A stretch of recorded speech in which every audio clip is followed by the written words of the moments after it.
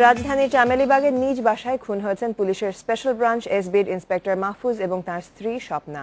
শুক্রবার সন্ধ্যায় বাসার বাথরুম থেকে তাদের রক্তাক্ত মরদেহ উদ্ধার করে পুলিশ। নিহতদের শরীরে ধারালো অস্ত্রের আঘাতের চিহ্ন রয়েছে।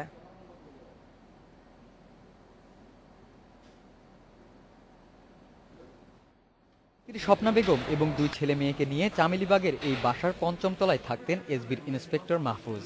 বুধবার রাত ১১টা পর্যন্ত অফিস করে বাসায় ফেরেন মাহফুজ।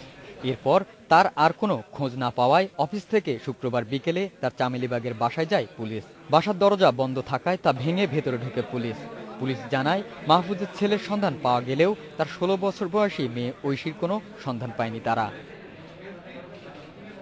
তার সন্তানদের আমরা খোঁজার চেষ্টা করছি, তারা কোথায় আছে সেই খোঁজটা আমরা নেওয়ার চেষ্টা করছি এবং তাদেরকে পাওয়া গেলে হয়তো এটাও পরিষ্কার হয়ে যাবে যে আসলে বাসা থেকে কোনো কিছু মিসিং আছে কিনা। ২ ঘন্টারও বেশি সময় ধরে সিআইডির ফরেনসিক বিভাগের কর্মকর্তারা চামেলীবাগের বাসা থেকে আলামত সংগ্রহ করেন। পুলিশ বলছে, বাড়ির কোনো মূল্যবান জিনিস হারিয়েছে কিনা তাও এখন জানানো যাচ্ছে না। মেয়ে ঐশীকে পাওয়া গেলে হত্যার ব্যাপারে অনেক তথ্য বেরিয়ে আসবে বলে মনে করছে পুলিশ।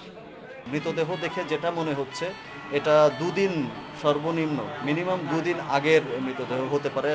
সো এটা হতে পারে গত পরশু রাতের ঘটনাও হতে পারে বা তার আগেও হতে পারে।